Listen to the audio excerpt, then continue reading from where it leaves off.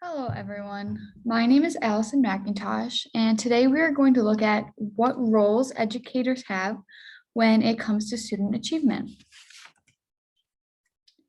We are first going to define achievement and then look at specific factors that affect student achievement. Achievement concerns the development of motives, capabilities, interests, and behavior that have to do with performance in evaluative situations. Achievement is more than just getting good grades. Achievement is affected by numerous factors and is different for every student. There are four major ways in which educators can help their students achieve more. First, educators can build their students' self-efficacy and autonomy. Second, educators can provide students and parents with resources so that students can continue their academics outside of school. Third, educators can have a mastery-oriented classroom rather than a performance-oriented classroom. And lastly, educators can take action to lower dropout rates. Let's focus on the importance of self-efficacy and autonomy when it comes to student achievement. Self-efficacy is the judgment that a person makes about their own capability to achieve a future task. The higher a student's self-efficacy, the better. When a student has a higher self-efficacy, they will enjoy challenges and tolerate failure more than their peers with lower self-efficacy. Equally as important, autonomy is the ability to act independently and do things on your own. Like with self-efficacy, the more autonomy a student has, the better off they will be. Self-efficacy and autonomy are important when it comes to achievement for a variety of reasons.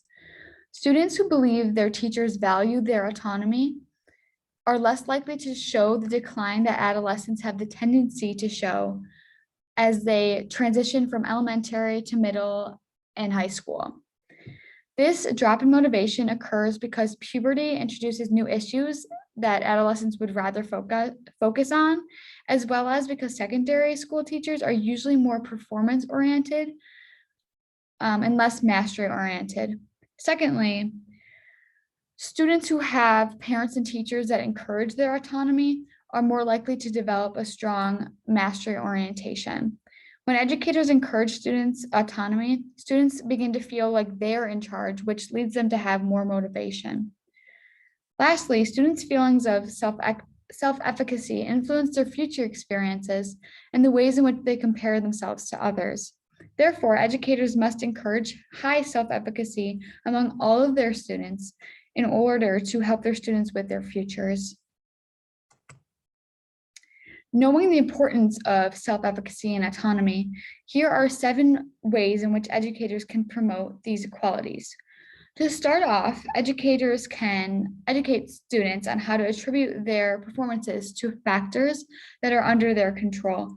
By learning how to do this, students suffering from learned helplessness and those who typically use self-handicapping strategies will begin to see how they are in control of their own learning and future success.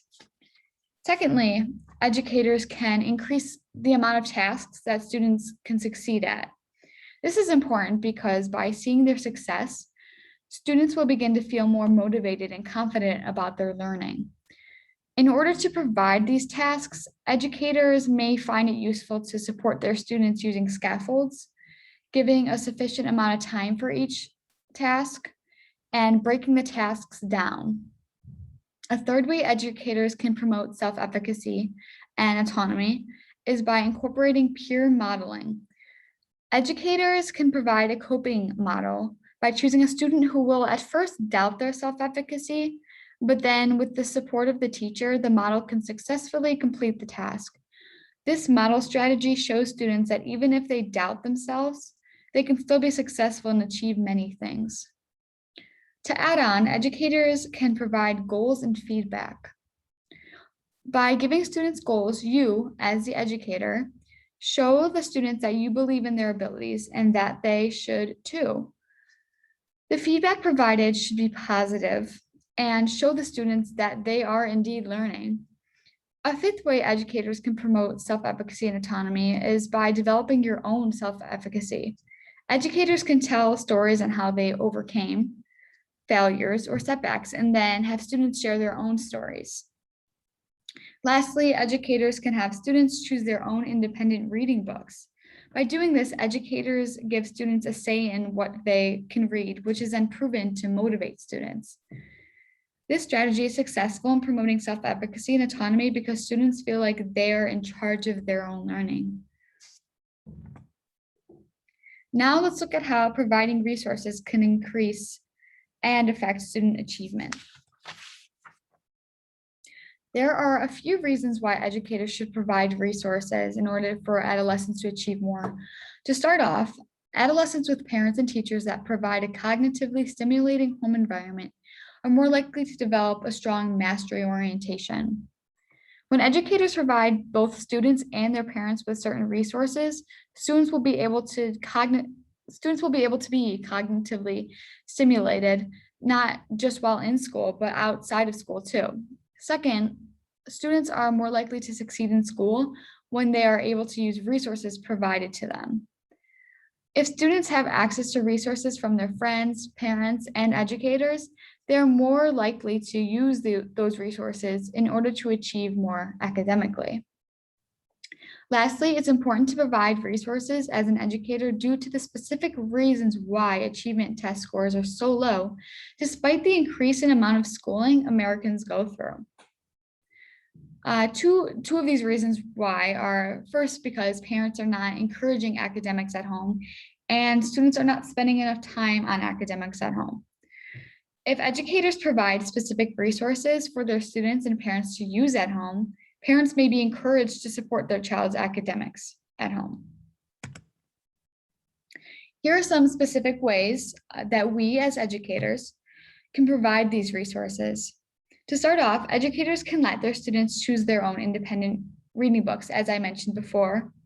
Not only does this foster autonomy and self-efficacy, but this strategy gives students books as resources to take home and read. As a homework assignment, students can be asked to analyze a book of their choice by reading a certain amount of pages each night and journaling about it. Secondly, educators can create a resource for home webpage for their students' parents. So I'm going to show an example of what that looks like.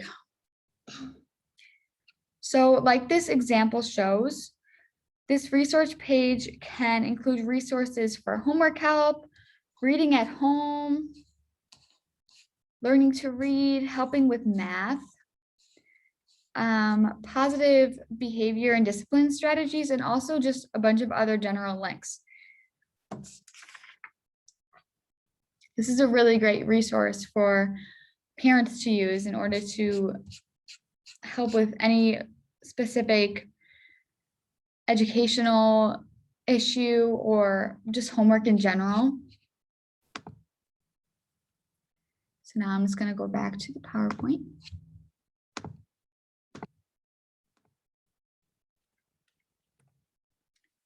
So let's now focus on the importance of mastery-oriented classrooms when it comes to student achievement. Mastery-oriented classrooms are necessary and important for two major reasons.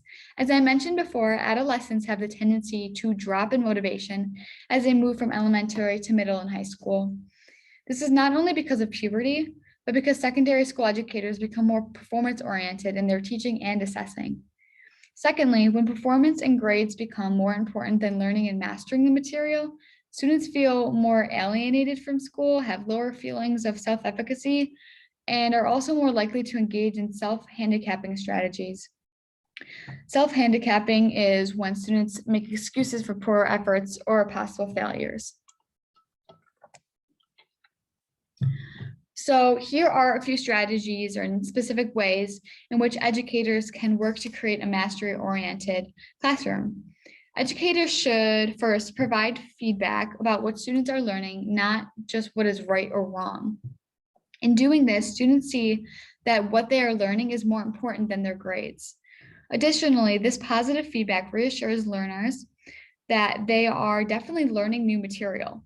Secondly, educators can help students to set goals so they can see what they are learning and how what they are learning will be useful in the future. By doing this, educators help their students make the valuable connection of how they will use their new knowledge in the future. Lastly, educators may find it useful to provide tasks that are challenging yet attainable. This can be useful because when students succeed, they begin to feel more confident and intrinsically motivated. Educators should think about Krashen's I+1 hypothesis when using the strategy. Tasks given to students should be challenging and that it is just above their current level or ability.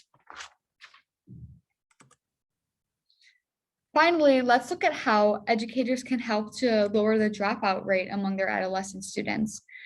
Obviously, by lowering the amount of adolescents that drop out of school, educators aid in the achievement levels of those students.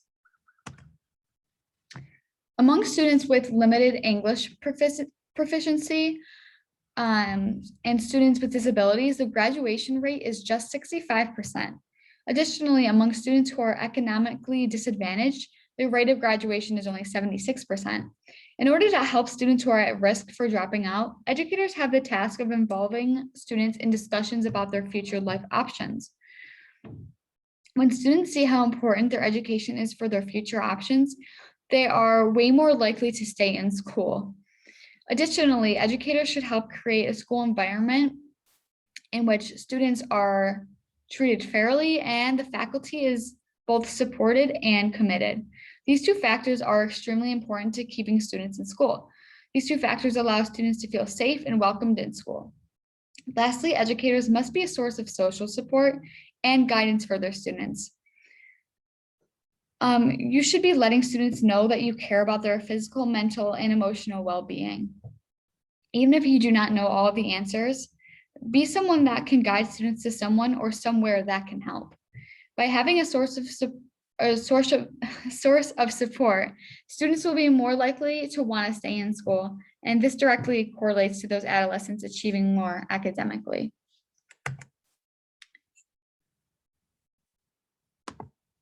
If you have any questions, please feel free to reach out to me. This is my email and my phone number.